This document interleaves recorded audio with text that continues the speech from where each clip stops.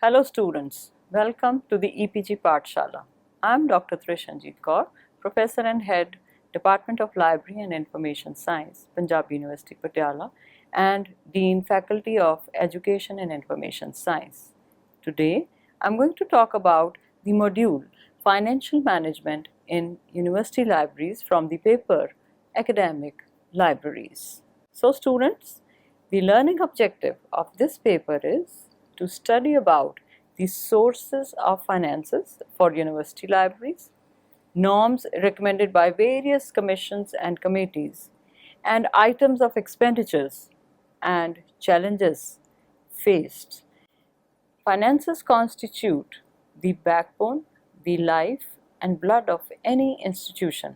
Kautilya, the great Indian philosopher, also remarked, all undertakings depend upon finance, and hence foremost attention should be paid to treasury. There should be sound fiscal policy, which is very crucial and important for any institution, let alone a university, the seat of higher learning. University finances have undergone a dramatic sea change both in magnitude and pattern. The needs and demands of universities have increased, and so has the flow of finances in them. But still, there are many loopholes. Sources of finance.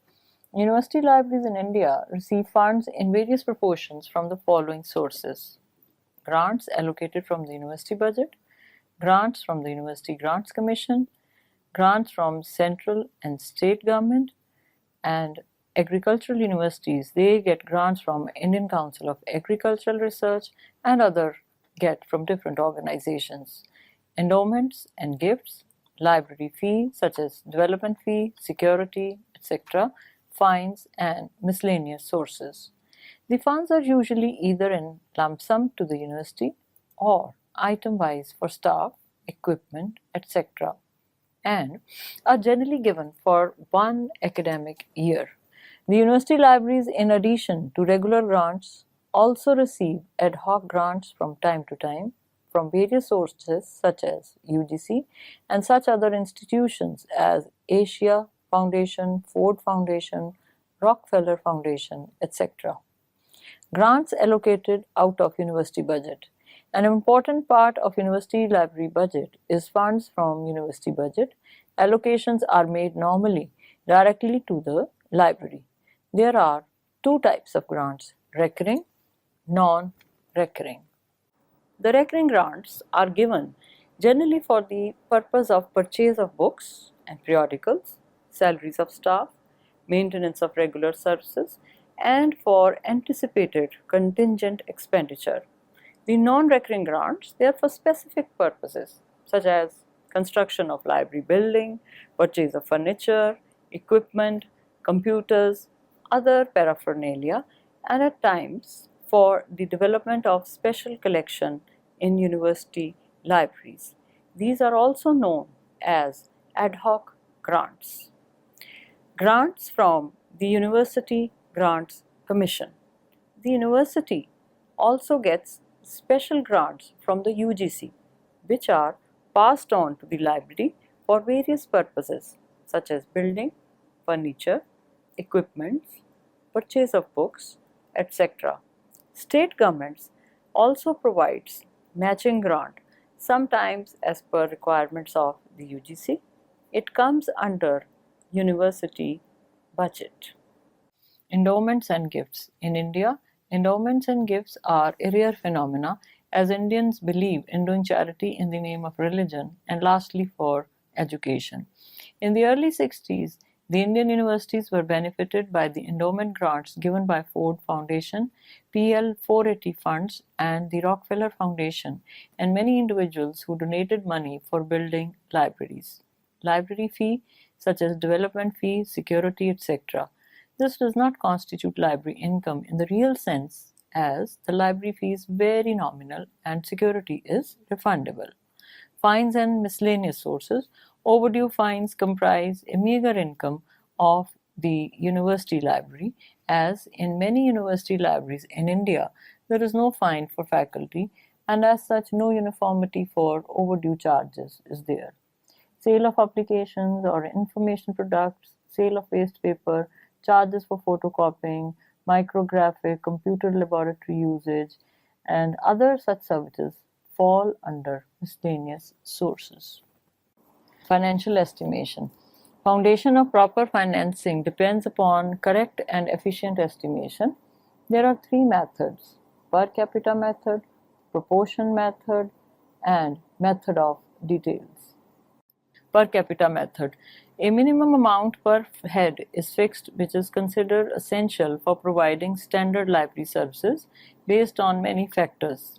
UGC Library Committee with Dr. S.R. Ranganathan as chairman recommended Rs 15 per enrolled student and Rs 200 per teacher for acquiring reading materials for the library. Later, these norms were revised to Rs 25 for each student and Rs 300 per teacher. Kothari Education Commission recommended about Rs 25 for each student and Rs 300 per teacher. Proportional method. In this method, the university authorities fix a percentage of total budget to be spent on the library. There have been deliberations and discussions about standards suggested for deciding this limit. Standards for allocation of funds from university to library. University Education Commission 1948-49 recommended 6.25% of total university budget be spent on the university library. The UGC Library Committee 1957-65 had recommended that for the time being, library grant may be at the rate of Rs 15 per student and Rs 200 per teacher and research fellow. The Kothari Commission 64-66 recommended in its report that the library grant may at the rate of Rs 25 per student and Rs 300 per teacher. This is per capita method of determination of library finance. In percentile terms, the Education Commission recommended that a university should spend 6.5% to 10% of its total library budget on its library, depending on the stage of development. The most ambitious recommendations were recommended by the Karnataka State Universities Review Committee during 1979-80, whose chairman was Mr. K. N. Raj, who recommended 20% of university budget be spent on library. But despite these specific recommendations, the situation in university libraries has not been very bright. As a result of lackadaisical approach to the university libraries, there has not only been a situation of financial stagnation, but also of decline in their funding. The recession-driven economy since 2008 has been responsible for providing fewer funds for state-funded universities and other institutions of higher education. Decrease in funding for libraries is a global phenomenon, and India is no exception.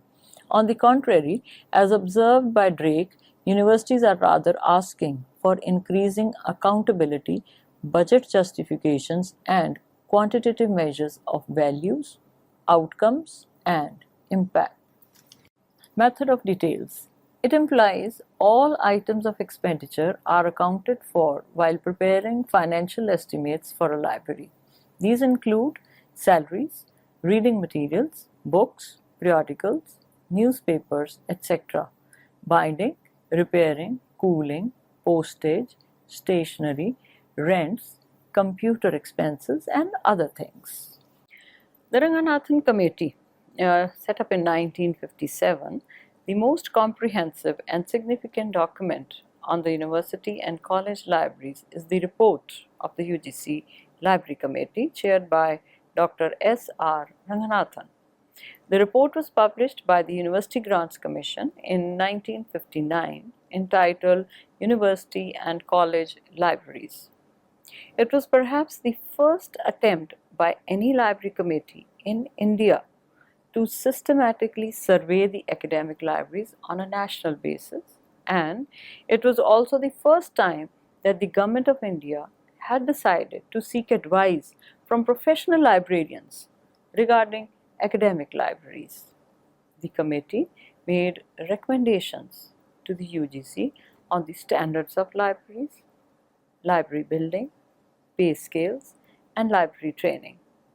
Some of the recommendations of the committee included the provision that the UGC and the state government should help the college and the university libraries in the collection development of both books and periodicals. The formula suggested by the committee was that funds be given at the rate of rupees 15 per enrolled student and rupees 200 per teacher and research fellow. There should also be special initial library grants in the case of a new university and of a new department in an existing university. A similar scale should be followed for the college libraries.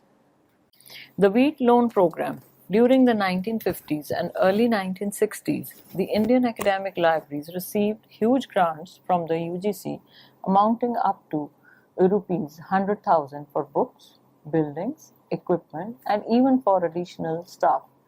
At the same time, many libraries got additional grants from a special US fund called the Wheat Loan Program.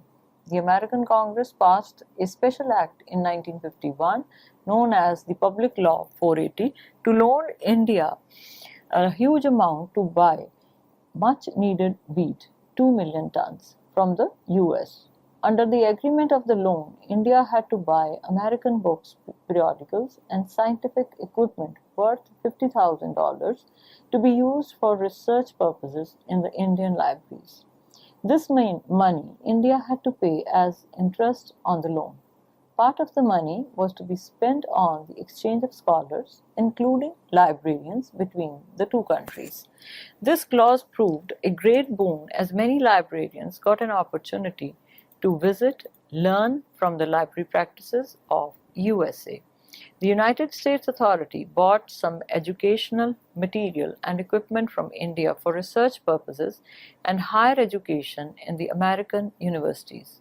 During 1951 to 1961, in a span of 10 years, Indian libraries spent US dollar 1,400,000 of the purchase of American books, US dollar 160,000 on libraries, US dollar 40,000 on the travel and study grants for 33 Indian librarians to visit the United States, and US dollar 75,000 on the travel and study grants of the 5 Americans. One of the earliest All India University survey was carried out by Srivastava and Verma, published in 1980.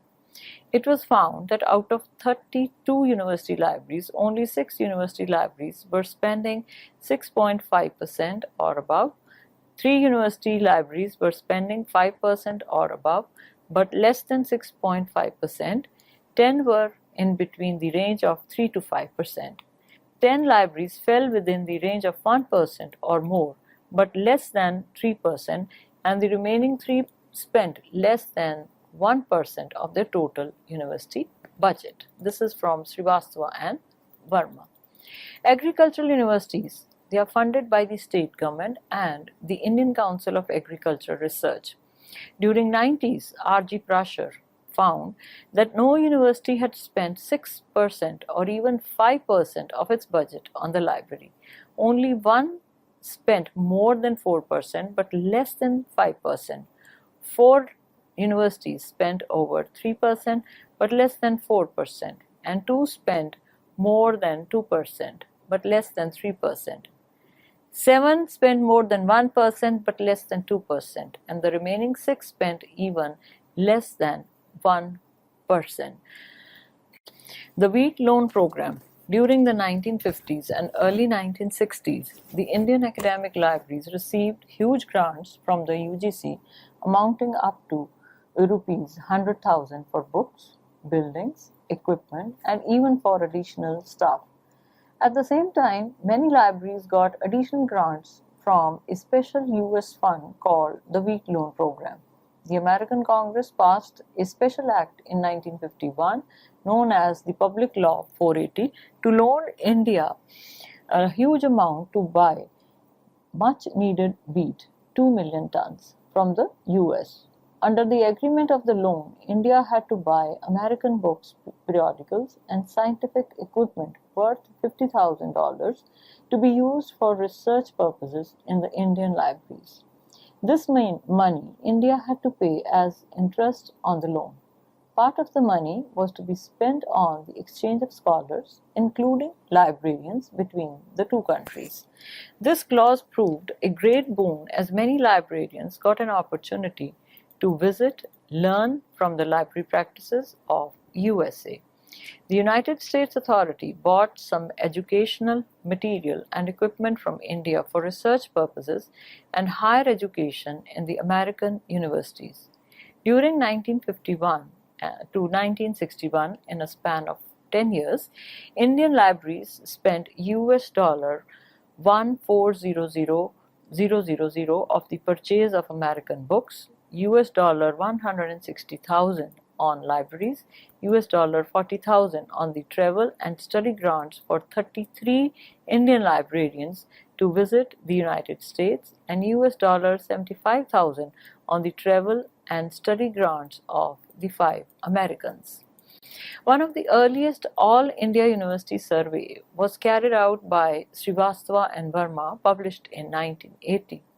It was found that out of 32 university libraries, only 6 university libraries were spending 6.5% or above, 3 university libraries were spending 5% or above, but less than 6.5%, 10 were in between the range of 3 to 5%.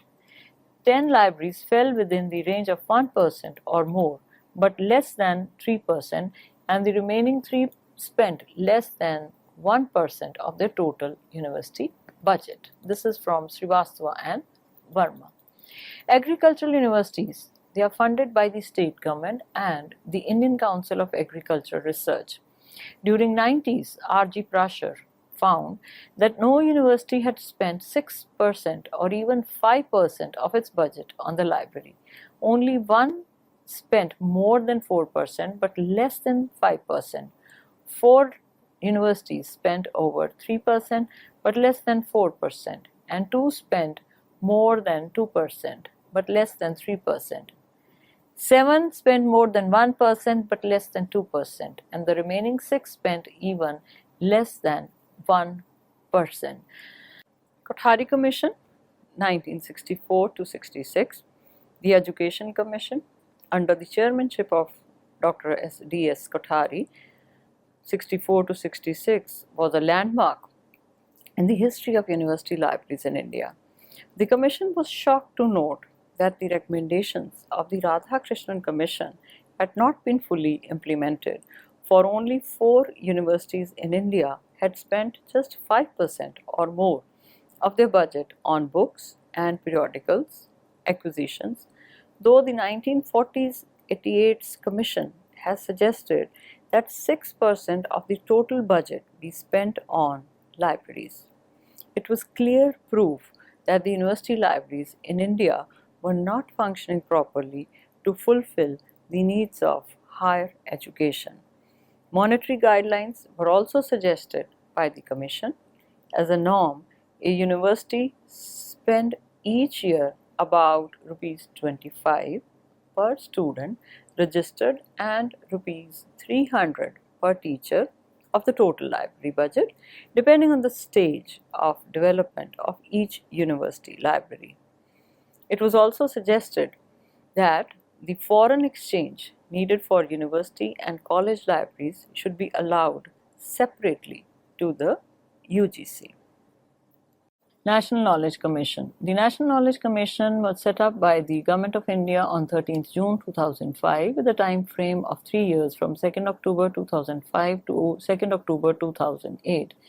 As a high-level advisory body to the Prime Minister of India, the National Knowledge Commission was given a mandate to guide policy and direct reforms focusing on certain key areas such as education, science and technology, agriculture, industry, e-governance, etc. Easy access to knowledge, creation and preservation of knowledge systems, dissemination of knowledge and better knowledge services are core concerns of the Commission. Besides other recommendations regarding libraries, this is an important one concerning funding. Set up a central library fund. A specified percentage of the central and state education budget must be earmarked for libraries. In addition, a central library fund should be instituted for upgrading existing libraries over a period of 3 to 5 years. Initially, the value of funds from the government sector may be rupees 1000 crores, which may be matched by the private sector through corporate philanthropy. This fund should be administered by the National Mission Commission on Libraries. A special mention here: when Dr. Manmohan Singh was the Prime Minister of India, he granted rupees 50 lakh grant for all the university libraries who were established before 1947. College libraries. The college libraries in India have a significant role to play in higher education. When India attained independence, many of the 533 affiliated colleges did not have their own libraries, but at present every college in the country has a library and continues to be neglected. Majority of the college libraries do not have proper facilities to meet the needs of their users. Their collections are up to date, their budgets are very inadequate and limited, and a large number of them are single libraries. In many colleges, there is neither a library hall nor a sufficient big room, not to think of a separate building for the library. Any unused room, quite often somewhere out of sight, would be considered adequate to house a few shelves of books, and in most college libraries there is complete darkness even during the daytime. As the windows are closed out of a fear that the books may be stolen, many do not have qualified librarian on their staff and have closed stacks only. Several commissions and committees, like the Radhakrishnan Commission of 1940, did not stress the importance of the college libraries in their reports. However, the UGC gives more importance to the college libraries, as the quality of higher education and research, especially at the graduate level, depends upon, among other things, the standard of the college libraries and their services. Role of UGC. Therefore, the UGC has played a significant role in the growth and development of college libraries since 1953 by giving grants for books, equipment, staff, and library buildings, and has done a remarkable job in salary improvement of the college librarians. The UGC's contribution to the college libraries is at the rate of rupees 15 per student, with a maximum of rupees 10,000, with some additional and special grants for textbooks when a new subject is introduced in the curriculum.